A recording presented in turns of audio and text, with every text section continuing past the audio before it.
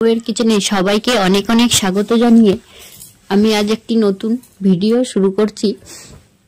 আপনাদের কাছে অনুরোধ রইল আপনারা প্লিজ পুরো ভিডিওটা দেখবেন। আর এই ভিডিওটা বানানোর জন্য আমি নিয়ে নিচ্ছি বাঁধাকপি। এখানে অর্ধেক বাঁধাকপি আছে। এই বাঁধাকপির ওপরের পাতা দুটো আমি ছাড়িয়ে নিলাম। এবার মাঝখান থেকে আমি এক টুকরো করে কেটে নেব।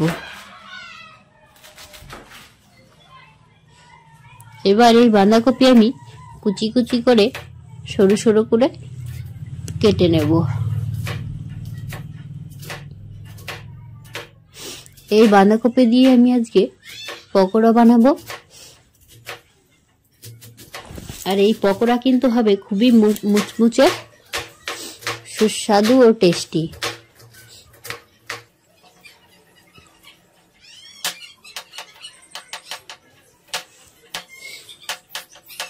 আপনারা সকলেই এই বাঁধাকপির পকোড়া বাড়িতে বানাবেন, বানিয়ে খেয়ে আমাকে জানাবেন আপনাদের কেমন লেগেছে। আমি বাঁধাকপি ভালো করে কুচিয়ে কেটে নিয়েছি। এবার তুলে নিলাম। নিয়ে নিয়েছি কাঁচা লঙ্কা। কাঁচা লঙ্কাগুলো আমি গোল গোল করে কেটে নিচ্ছি। কাঁচা লঙ্কা নিয়েছি আমি ঝালের জন্য। যে পরিমাণে ঝাল খান আপনারা সেই মতন দেবেন।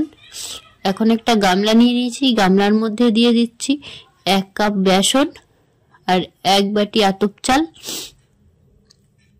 আতপ চালের গুঁড়ি, আর দিয়ে দিচ্ছি 1 চামচ মতন কালো জিরে, আর পরিমাণ মতন লবণ,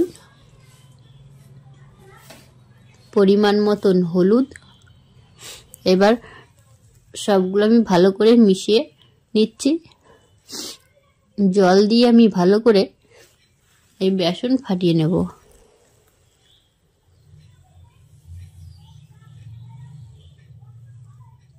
বেসন যত ফাটানো ভালো হবে পকোড়া কিন্তু ততটাই বেশি ভালো লাগবে খেতে। বেসন আমার গোলানো হয়ে গেছে। এবার এর মধ্যে আমি কাঁচা লঙ্কা দিয়ে দিলাম। দিয়ে দিচ্ছি বাঁধাকপি কুচি। এই বাঁধাকপি কুচি দিয়ে আমি ভালো করে চটকে মাখিয়ে নেব। যারা নিরামিষ খান তারা কিন্তু এই রেসিপিটি অবশ্যই ট্রাই করবেন, কারণ এটা একেবারেই নিরামিষ।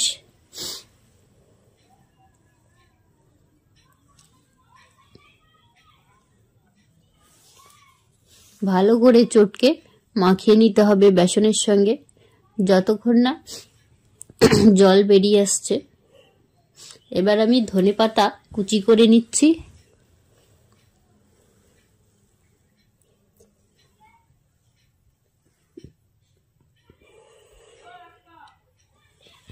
ধনেপাতাগুলো কুচি করা হয়ে গেছে। এখন আমি তুলে গামলার মধ্যে দিয়ে দিলাম। এই দেখুন। এবার কড়ার মধ্যে আমি সরষের তেল দিয়ে দিলাম। তেল গরম হয়ে গেছে। এখন পকোড়াগুলো আমি তেলের মধ্যে ছেড়ে দিচ্ছি।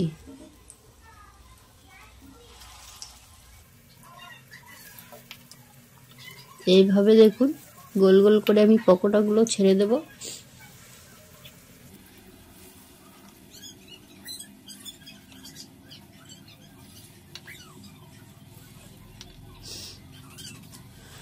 পকোড়াগুলো দেওয়ার সঙ্গে সঙ্গে কিন্তু বুজবুজ করে তেলটা ফুটছে।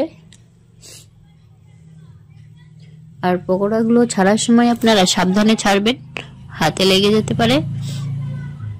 এবার আমি উল্টে দিচ্ছি। পরের পিঠটা আমি লাল করে ভেজে নেব। এই পকোড়া আপনারা চায়ের সঙ্গে খেতে পারেন, কিংবা গরম ভাতের সঙ্গেও খেতে পারেন। পকোড়া ভাজা হয়ে গেছে। আমি এবার প্লেটের মধ্যে তুলে নিচ্ছি। পরের পকোড়াগুলো আমি একইভাবে ভেজে নেব। আপনারা প্লিজ পুরো ভিডিওটা দেখবেন। খুবই মুখরোচক একটি খাবার। বাচ্চারা তো খুবই খেতে ভালোবাসবে। এইরকম পকোড়া।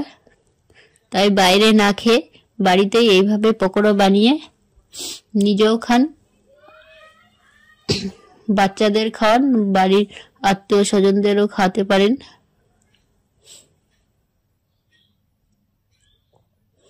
আমি আবারও তুলে নিচ্ছি কড়াই থেকে। দেখুন হয়ে গেছে, আমার পকোড়া রেডি হয়ে গেছে।